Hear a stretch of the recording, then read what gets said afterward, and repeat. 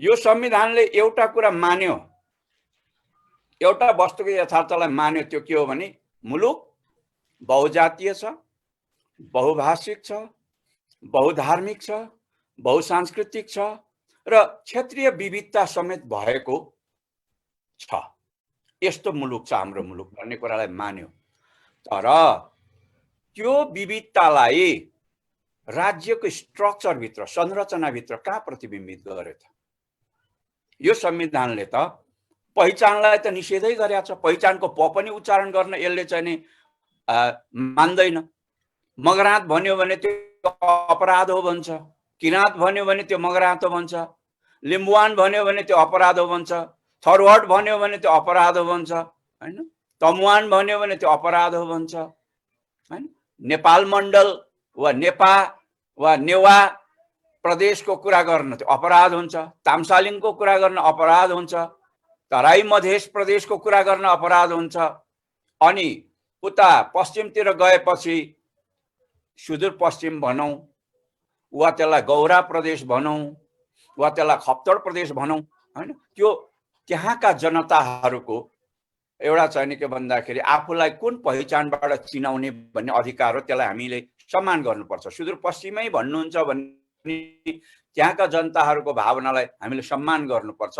कर्णालीलाई कर्णाली प्रदेश भन्नुभएको छ वा कर्णाली प्रदेश भन्ने हो कि त्यसलाई खसान भन्ने हो कि त्यो त्यहीँका जनताले चाहिँ नि निश्चित गर्ने हो, निर्णय गर्ने हो, त्यसलाई हामीले सम्मान गर्नुपर्छ। तर यस्ता चाहिँ नि ऐतिहासिक जातीय पहिचानहरू, सांस्कृतिक पहिचानहरू, भाषिक पहिचानहरूको चर्चा गर्यो भने अब यो संविधानले चाहिँ नि के छ भन्दाखेरि इन्कार गर्छ।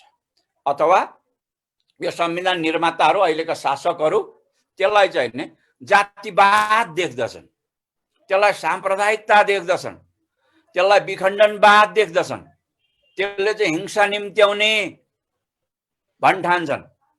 यस खालको विकारयुक्त सोचबाट निर्देशित छ यो संविधान। म भन्दा अगाडि बोल्ने वक्ता साथीहरूले धेरै कुरा प्रश्न पारिसक्नु भएको छ। नवराज सुवेदीजी उहाँ आफै पनि कानुनविद मान्छे हो, उहाँले चाहिँ धेरै विषयवस्तुलाई चाहिँ नि प्रश्ट्याउनु भएको छ। राजनैतिक पाटोमा राजेन्द्रजीले प्रश्ट्याउनु भएको छ। म बिचतिर परेको छु, हैन? वक्ताको क्रममा यो बिचतिर पर्ने मान्छेलाई एउटा सुविधा हुन्छ। त्यो सुविधा के हुन्छ भने धेरै कुरा अगाडि बोल्नेले बोलिसक्नु भएको छ, बाँकी कुरा पछिकाले बोल्नुहुन्छ, मेरो सकियो भन्ने चाहिँ सुविधा हुन्छ। तर त्यो सुविधालाई मैले लिन चाहिनँ। किन लिन चाहिनँ भने मेरो निम्ति पनि यो अवसर हो। यहाँहरूले उपलब्ध गराउनु भएको अवसरलाई म चाहिँ पूर्ण सदुपयोग गर्न चाहन्छु। त्यसकारण अब के छ भन्दाखेरि तपाईको यो संविधान कसरी बन्यो भन्ने कुरा त साथीहरूले अलिकन बताइसक्नु भएको छ। मधेसमा नरसंहार चलिरहेको थियो, रक्तमुछल थियो मधेस। पहाडमा जनजातिहरू चाहिँ आन्दोलनमा थिए, हैन? अनि हरेक पार्टीका निर्णायक नेताहरूले आफ्ना सभासदहरूलाई व्हिप जारी गरेको अवस्था थियो, कोर्रा हानेको अवस्था थियो। हामीले जे ल्याउँछौँ त्यो मान्ने हो, संशोधन राख्न पाइँदैन। संशोधन केही राख्नु छ भने पार्टीको तर्फबाट एकमुष्ट राख्ने हो, तर जे ल्याएको छ त्यसैमा भोट गर्ने हो। यो भनेको चाहिँ नि एक किसिमले भन्ने हो भने आधुनिक किसिमको चाहिँ नि कमैया प्रथा जस्तो हो। राजनैतिक कमैया, राजनीतिक हलिगोठाला, राजनीतिक चाहिँ नि तपाईलाई के छ भन्दाखेरि हलिया कमैया जस्तो रूपमा हामीले जे ल्याउँछौँ त्यही गर्लास् भन्ने ढङ्गले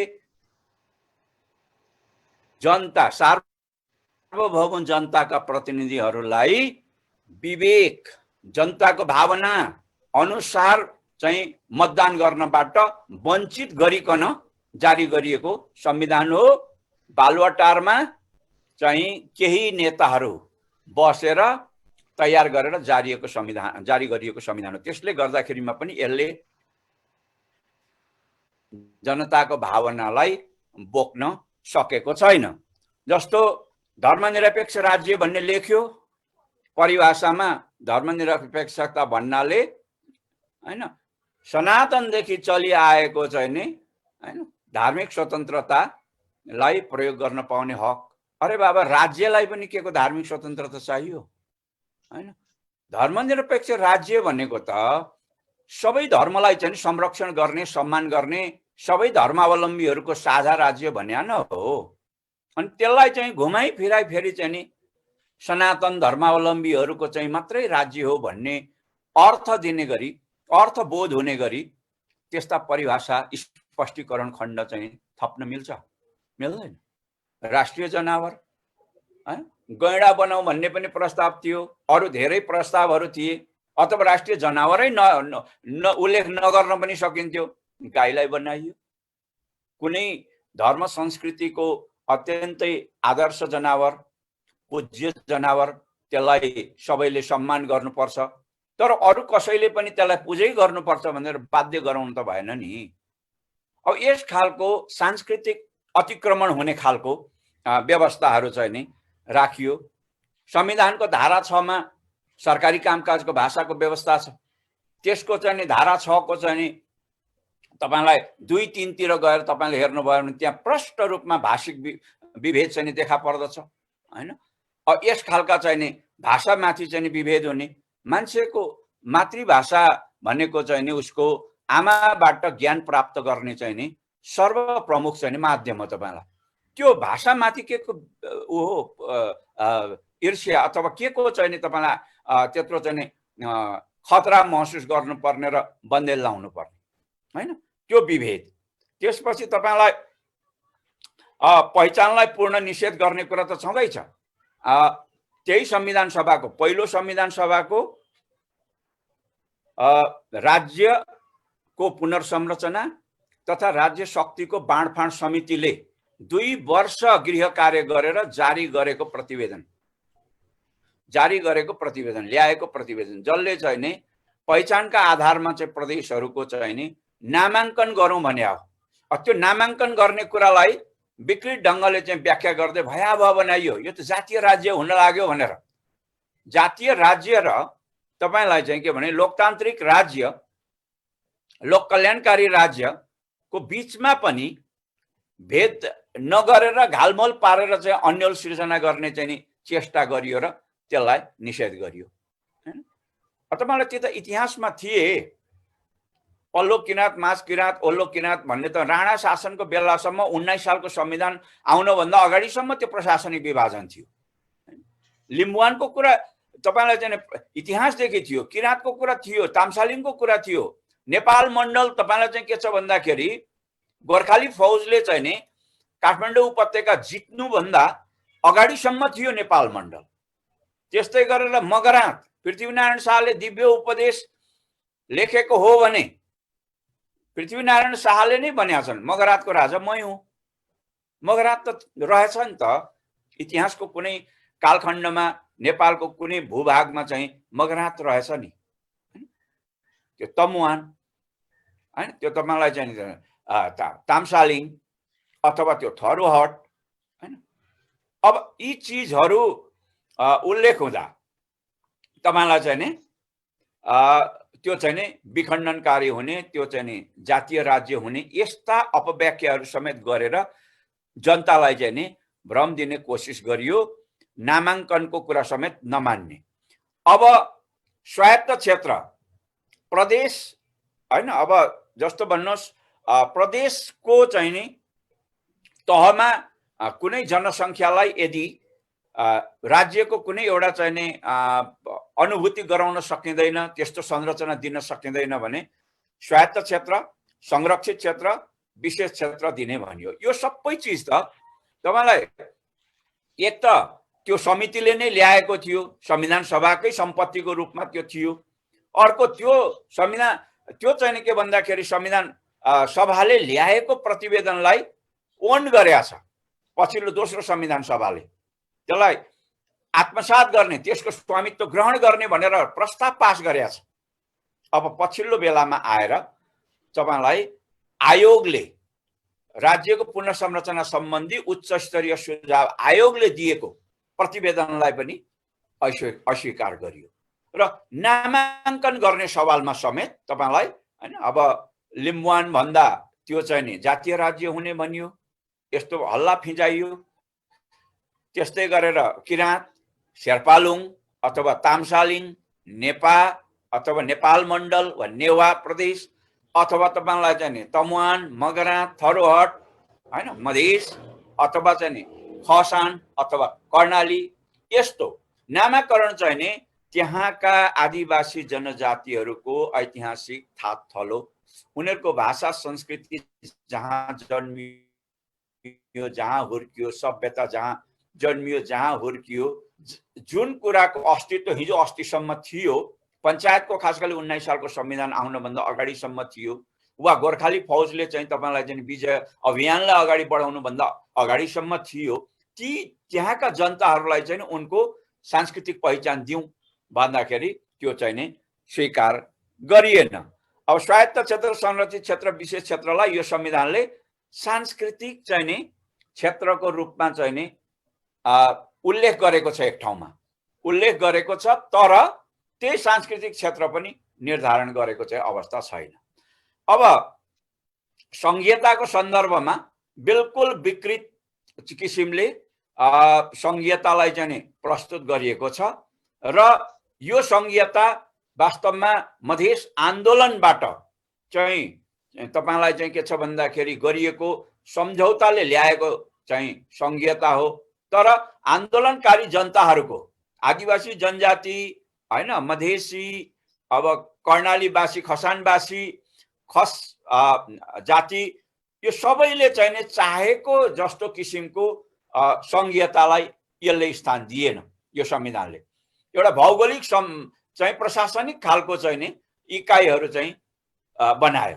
त्यसलाई 5वटा विकास क्षेत्र, पञ्चायतको 5वटा विकास क्षेत्र अथवा पछिल्लो बेलाको चाहिँ नि बहुदल आएपछि 5वटा विकास क्षेत्रलाई चाहिँ नि 7वटा बनाएको भने पनि भयो, अथवा पञ्चायत कालको 14वटा अञ्चललाई 7वटा अञ्चल बनाएको भने पनि भयो, अथवा 7वटा प्रदेश बनाएको भने पनि हो।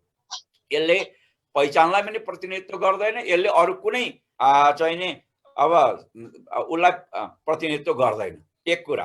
अब विकृत यस मानेमा हो कि तपाईलाई संघीयता भनेको त यसको त दुईटा इकाइ हुन्छन्। संसारभरि संघीयताको मान्यता भनेको दुईटा इकाइ हुन्छ, एउटा सङ्घ, एउटा प्रदेश।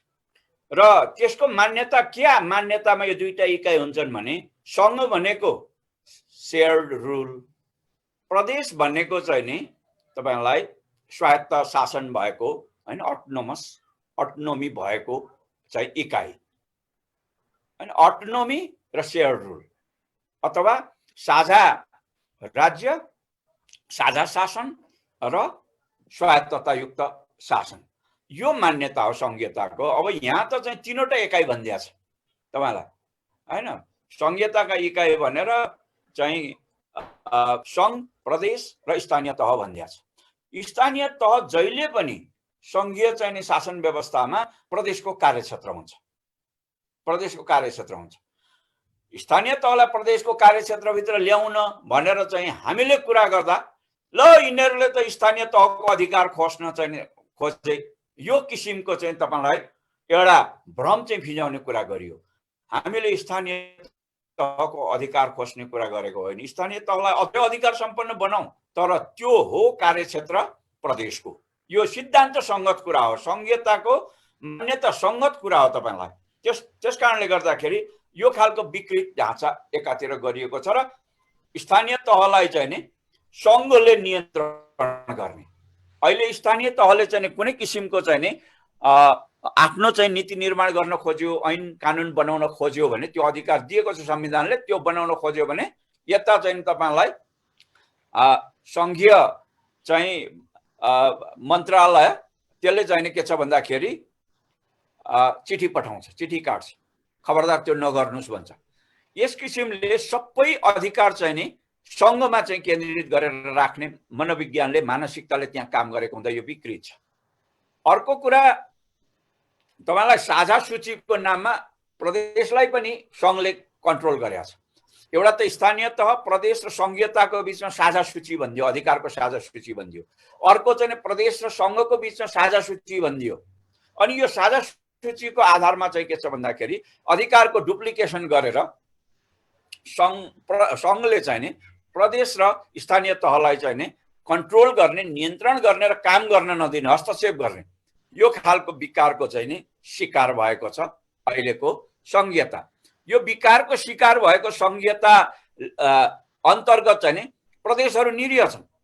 प्रदेशहरूले चाहिँ कुनै किसिमले स्वायत्त ढङ्गले काम गर्न सक्ने अवस्था नै छैन। अनि प्रदेशले काम गरेन भनेर चाहिँ हल्ला फिजाइदिने, संघीयतालाई यो असफल भयो, यसबाट चाहिँ कुनै काम हुन सकेन भन्यो, अनि त्यसपछि भोलि पर्सि चाहिँ नि सम्भवतः संघीयता हटाउने प्रस्ताव पनि आउन सक्दछ। किनकि संघीयता विरोधी चाहिँ नि एउटा चाहिँ के भने एक थरी मानिसहरू चाहिँ नि सधैँ छन्, अहिले सरकारमै छन् तपाईँको एक खाले मानिसहरू चाहिँ संघीयताको विरुद्धमा। उनको त्योलाई हटाउनका निम्ति उनको तागत नपुगेर मात्रै हो। यस खालको चाहिँ नि विकृत मानसिकतालाई यो संविधानले चाहिँ नि बोकिराखेको छ। त्यसकारण यो चाहिँ नि अधिकारको डुप्लिकेसन हुनु हुँदैन। सङ्घले चाहिँ नि के छ भन्दाखेरि अधिकार वितरण गर्दाखेरि सङ्घ, प्रदेश र स्थानीय तहमा स्थानीय तहले प्रयोग गर्न सक्ने जति अधिकार स्थानीय तहले लिने, बटम अप एप्रोच। स्थानीय तहले प्रयोग गर्न नसक्ने अधिकार प्रदेशमा जान्छ, प्रदेशले प्रयोग गर्न सक्ने जति अधिकार प्रदेशले लिने, त्यसले प्रयोग गर्न नसक्ने अधिकार मात्रै संघीय सरकारमा जाने। यो किसिमको चाहिँ अधिकार बाँडफाँडको यो तरिका अपनाइयो भने मात्रै सम्भवतः यो चाहिँ अधिकारको बाँडफाँडको जुन सूची छ त्यो चाहिँ उपयुक्त हुन जान्छ। अब त्यस किसिमले जानुपर्छ भन्ने लाग्दछ। त्यसपछि अब यो तपाईलाई समानुपातिक समावेशिताको सवालमा पनि संविधानमा 3-4 ठाउँ समानुपातिक समावेशिता भनेर उल्लेख गरिएको छ। यो चाहिँ प्रेम्बलमा पनि छ, प्रस्तावनामा पनि तपाईलाई उसमा पनि छ, यो निर्देशक सिद्धान्तमा पनि छ, अनि यो चाहिँ नि मौलिक हकमा पनि छ, र पछि चाहिँ एउटा राष्ट्र सेवकहरू, निजामती कर्मचारी चाहिँ तन्त्र निर्माण गर्ने सिलसिलामा पनि यो समानुपातिक समावेशी चाहिँ हुनेछ भन्ने कुरा चाहिँ उल्लेखित छ संविधानमा। तर यो समानुपातिक समावेशिता भनेको के हो त्यसको परिभाषा छैन। त्यसले गर्दाखेरि यो समानुपातिक समावेशिता भनेको चाहिँ कागलाई बेल पाक्यो हर्ष न विस्मात हुने स्थिति छ। यसको परिभाषा हुनु पर्यो। यो मुलुकको चाहिँ के भन्दाखेरि हैन, विविधतायुक्त मुलुक भएको हुनाले विभिन्न जाति, भाषा, धर्म, संस्कृतिका जनताहरूको चाहिँ जनसङ्ख्याको अनुपातमा चाहिँ के छ भन्दाखेरि हैन समानुपातिक समावेशी किसिमको चाहिँ नि एउटा राज्य हुने, कर्मचारी तन्त्र हुने, अथवा अरू चाहिँ के भन्दाखेरि व्यवस्थाहरू, अब प्रतिनिधिमूलक संस्थाहरू हुने भन्ने कुरा हुनु पर्यो। त्यो नभएपछि त्यो अन्यलमा चाहिँ नि फँसिराखेको अवस्था छ। अर्को कुरा चाहिँ नि तपाईलाई निर्वाचन प्रणाली र शासकीय स्वरूप बिल्कुल मिल्दैनन् मेरो विचारमा। चाहिँ नि शासकीय स्वरूप चाहिँ तपाईलाई मिश्रित छ, ककटेल, राष्ट्रपतीय प्रणाली जस्तो पनि संसदीय प्रणाली जस्तो पनि छ। तर जे भए पनि यसको चाहिँ नि स्वरूप चाहिँ नि मा यो संसदीय प्रणाली हो भनेर मूलतः मान्न सकिन्छ। तर अब मिश्रित चुनाव प्रणाली छ। यता मिश्रित चुनाव प्रणाली अन्तर्गत सिंगल पार्टी मेजोरिटी कहिल्यै पनि आउँदैन। एउटा पार्टीको मेजोरिटी संसदमा चाहिँ नि त्यो हुनै सक्दैन। अहिले नेकपाको मेजोरिटी छ त भन्ने प्रश्न उठ्न सक्दछ। यो नेकपाको मेजोरिटी भनेको त 3-4 वटा पार्टीलाई मिलाएर मोर्चा बनाएर अनि पछि चाहिँ नि माओवादी पार्टी र एमाले पार्टी चाहिँ नि एकता हुँदाखेरि बनेको चाहिँ नि तपाईलाई यो बहुमत नभए सिंगल पार्टीको हिसाबले बहुमत छैन अहिले पनि। र यो चाहिँ नि समानुपातिक निर्वाचन प्रणालीको अथवा तपाईलाई यसमा चाहिँ नि मिश्रित निर्वाचन प्रणालीको एउटा विशेषता नै हो यो। अनि हङ पार्लियामेन्ट हुने, कसैको पनि मेजोरिटी नभएको चाहिँ नि पार्लियामेन्ट हुने र त्यो पार्लियामेन्ट भित्र खेल चलिरहने, सरकार अस्थिर भइरहने हैन। अहिले चाहिँ नि बलियो बहुमत पाएको सरकार भनेको त बेला बेला चाहिँ नि तपाईलाई भुइँचालो आइराखेको छ, ढलमल भइराखेको छ। त्यसलाई चाहिँ नि ढालेर अर्को चाहिँ प्रधानमन्त्री आउने हो कि भन्ने खालको स्थितिहरू चाहिँ उत्पन्न भइरहेको छ। नेपालका नेताहरूको मानसिकता चाहिँ सत्तामुखी देखिन्छ र त्यस्तो स्थितिमा हङ पार्लियामेन्ट बन्दाखेरि स्थिर सरकारको चाहिँ अनुभूति हुन नसक्ने चाहिँ नि अवस्था चाहिँ नि प्रकट हुन्छ। र यो चुनाव प्रणालीले खास गरी प्रत्यक्षतर्फको बढी मतीय चुनाव प्रणालीले भ्रष्टाचारलाई अत्यन्त मलजल गर्छ। भ्रष्टाचारका अनेक चाहिँ तपाईलाई चाहिँ रुट कजहरू मध्ये जड कारणहरू मध्ये चाहिँ एउटा यो चुनाव पनि हो। हुन त मान्छेको मनोवृत्ति पनि छ त्यससँग जोडिएको, तर यो चुनाव पनि हो। किनभने एउटा मेयरको चुनाव लड्नु पर्यो तपाईँ चाहिँ 50 लाख खर्च गर्नुपर्ने, प्रदेशको चुनाव लड्नु पर्यो करोड खर्च गर्नुपर्ने, अनि चाहिँ नि संघीय चाहिँ नि सांसदको चुनाव लड्नु पर्यो करोडौं खर्च गर्नुपर्ने। यो खालको स्थितिले गर्दा पनि यो खालका विकृतिहरू यसमा छन्। र त्यसपछि राष्ट्रिय सभा अहिलेकै जस्तो कम्पोजिसन र अधिकार राख्ने हो भने यसको काम छैन। राष्ट्रिय सभाको परिकल्पना गर्दाखेरि यसलाई हाउस अफ नेसनालिटिजको रूपमा र अमेरिकाको सिनेट जस्तो अलिकति शक्ति भएको शक्तिशाली राष्ट्रिय सभा बनाउने हो भने त्यसको केही काम आउँछ। होइन प्रतिनिधि सभाको चाहिँ छायाको रूपमा स्याडोको रूपमा राख्ने हो भने अघि पनि चर्चा भइसक्यो।